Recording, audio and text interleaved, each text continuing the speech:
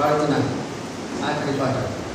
అందులో కూడా మొదటి వచనాన్ని మనం ధ్యానం చేసుకొని ఆరాధనలో మనం సాగిపోతాం. అనుగుణంగా పరిశుద్ధమైన బైబిల్ గ్రంథంలో నుండి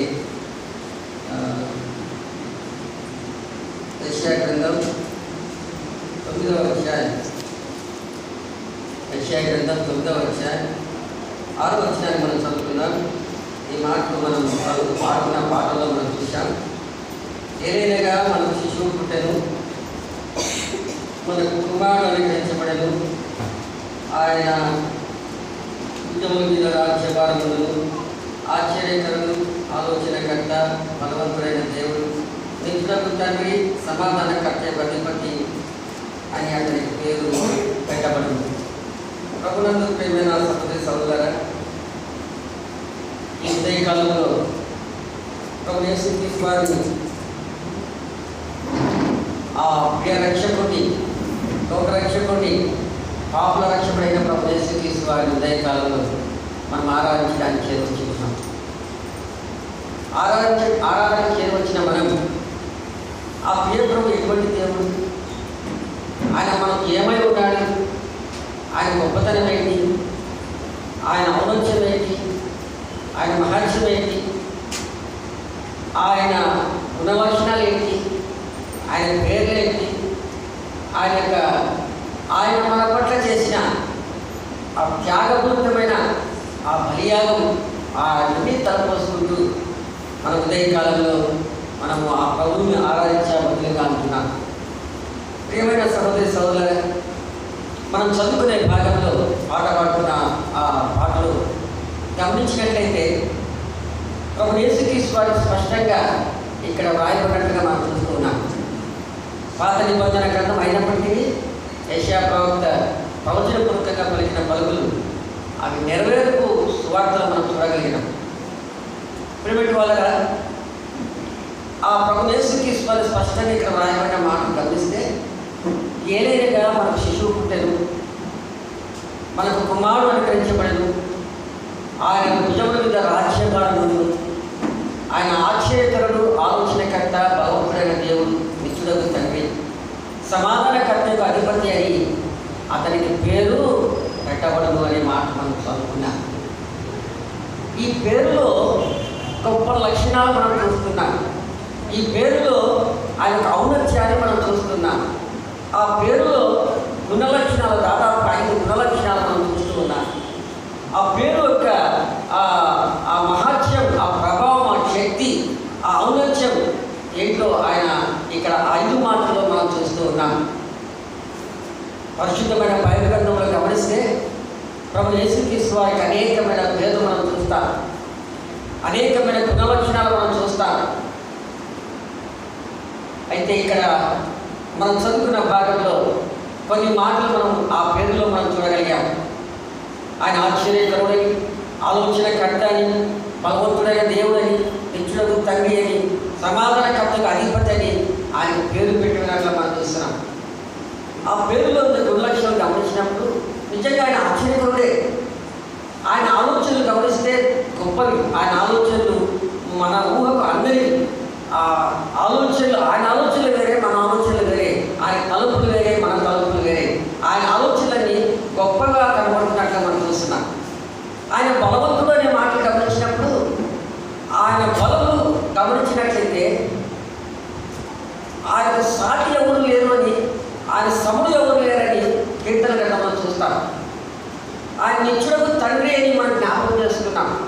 అవును ప్రియ సహోదరి సహోదర, ఆయన నిత్యుడు, ఆయన నిన్న నేడు రేపు ఒకటే రీతిగా ఉన్నవాడు, ఆయన ఎల్లప్పుడూ ఉన్నవాడు, ఆయన ఆది అంతములు కలిగిన దేవుడు, అల్ఫా ఓమేగా కలిగిన దేవుడు, ఆయన మొదటివాడు కడపటివాడుగా ఉన్నవాడు, ఆయన యుగయుగములు సజీవుగా ఉన్నవాడు, ఆయన గొప్ప దేవుడు, ఆయన యెహోవా ఉన్నవాడు అనువాడని మనం చూస్తున్నాం. ఆ నిత్యుడకు తండ్రి.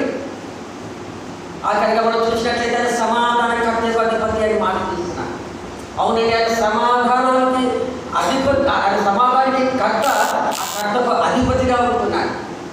ఆ పేరులో గొప్ప లక్షణాలు మనం చూస్తున్నాం, గొప్ప గొప్ప ఔన్నత్యాన్ని మనం చూస్తున్నాం. అయితే అవన్నీ మనం ధ్యానించడానికి సమయం లేదు, కానీ ఒక్క మాట మాత్రము చూసుకొని ఆధారంలో మనం సాగిపోదాం.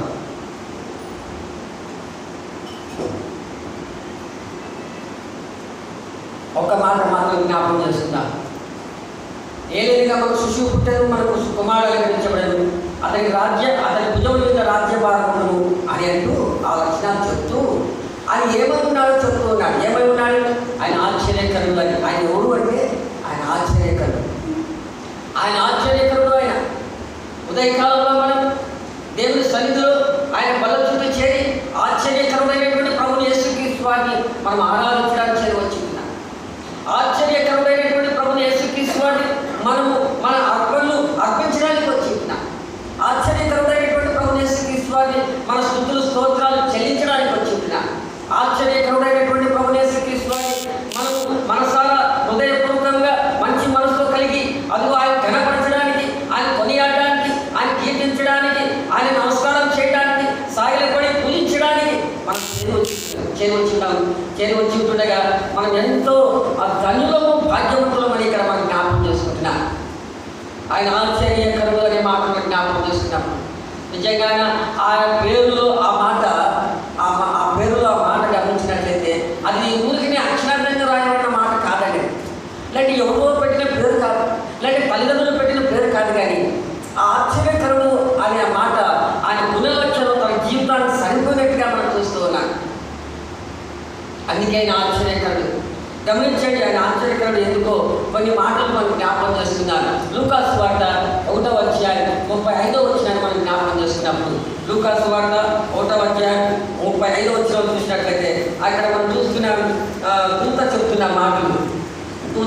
మాటలు చూసినట్లయితే అక్కడ పరిశుద్ధాత్మ దూత చెప్తున్న మాటలు, మరియతో మాట్లాడుతున్న మాటలు. మరి అంటుంది ఇది ఎలాగో సాధ్యం అంటుంది కదా. నేను చూసి ఎక్కడికి తాగితే ఇది ఎలా సాధ్యం అన్నప్పుడు దూత పలుకుతున్న మాటలు ఏంటంటే పరిశుద్ధాత్మ నీ మీదకి వచ్చును, సర్వోన్నతుని శక్తి నిన్ను కమ్ముకొను కనుక పుట్టబో శిశువు పరిశుద్ధుడై దేవుని కుమారుడనబడు అనే మాట మనం చదువుకుంటున్నాం. ఆ మాటలు ఆశ్చర్యం కనపడటం లేదా? ఆశ్చర్యం కనపడుతుంది. ఏ విషయంలో? ఆయన జన్మ ఆశ్చర్యం, ఆయన పుట్టుక ఆశ్చర్యం. మానవ జన్మ గమనించినట్లయితే శరీర కలిగ చేత మానవ జన్మ కనబడుతుంది. అందులో పాపం చూస్తున్నాం కదా. మనం పుట్టుకతోనే పాపంలోనే మనం పుట్టిన వారంగా కనబడుతున్నాం. అయితే ఆపే ప్రభు అలాంటి జన్మ కాదండి. ఆయన జన్మ పవిత్రమైన జన్మ, ఆయన జన్మ పరిశుద్ధమైన జన్మ.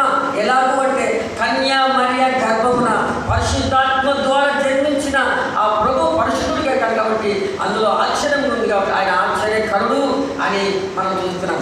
ఆయన జన్మ ఆశ్చర్యం, ఆయన పుట్టుక ఆశ్చర్యం. అందుకే యెషయా గ్రంథంలో చదువుకున్నట్టుగా మనం పాట పాడుకున్నట్టుగా ఆయన ఆశ్చర్యకరుడు అని చూస్తున్నాం.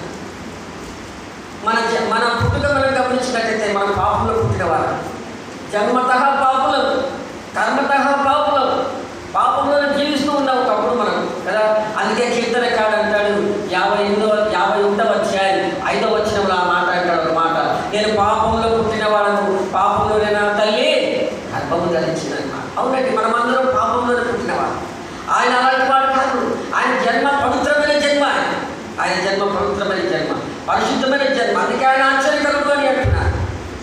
అది పేరు పెట్టబడు అని మాట చూస్తున్నాను కదా. మనము జన్మతః పాపం 58వ కీర్తన మనం చూస్తే 3వ వచనం, ఆ కీర్తన గ్రంథం 58:3లో చూస్తే అక్కడ కూడా పుట్టిన తల్లి కడుపున పుట్టినది మొదలుకొని భక్తిహీనులు విపరీతమైన బుద్ధి కలిగిన వారుగా ఉంటున్నారు.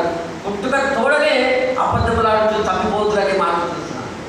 అవునండి, మనకు భయంకరమైన పరిస్థితి మంది. మనం పుట్టినప్పుడే మన పాపం, పుట్టుకతోనే మనం జన్మతః పాపంలో పుట్టి పాపంలో పెరిగి పాపంలో జీవిస్తున్న మనలను అది ఆశ్చర్యకరమైనటువంటి ప్రభువుని యేసుక్రీస్తు వారు కనికరించి ఆయన మనల్ని ప్రేమించి ఆయన తన కృపను చూపించి అదిగో ఆ భయంకరమైన పరిస్థితి నుంచి పాపం నుంచి విమోచించిన వాడిగా కనబడుతున్నాడు. ఎలాగో ఆశ్చర్యకరమైనటువంటి ప్రభువుని యేసుక్రీస్తు వారు కలువరి సేవలు తన రక్తాన్ని చిందించడం ద్వారా ఆ క్రీస్తు రక్తం ద్వారా మనం విమోచించబడిన వారిగా మనం కనబడుతున్నాం.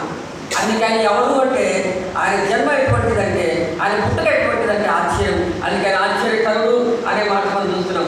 రెండవదిగా మనం జ్ఞాపకం చేస్తున్నప్పుడు హెబ్రీ పత్రిక 7వ అధ్యాయం 26వ వచనం మనం చదివితే అక్కడ చూస్తున్న ఆ వచనాలు మనం గమనించినప్పుడు ఆయన పవిత్రుడు, నిర్దోషి, నిష్కలంకుడు, పాపంలో చరిత ప్రత్యేకం ఉన్నవాడు, అన్నట్టు ఆకాశ మండలం కంటే హెచ్చైన వాడు, ఇది ప్రధాన యాజకుడు మనకు సరిపోయేవాడు అనే మాట మనం చూస్తున్నాం.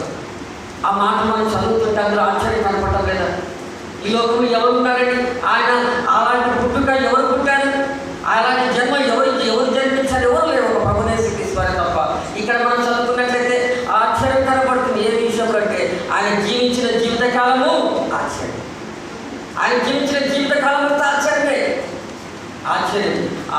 ఆయన పరిశుద్ధాత్మ ద్వారా పుట్టినప్పటి నుండి అది ఆయన మరణించేంత వరకు, మరణించి తిరిగి లేచి ఆరోహణమైనంత వరకు ఆయన జీవితకాలం 33.5 సంవత్సరములు ఆయన పరిశుద్ధ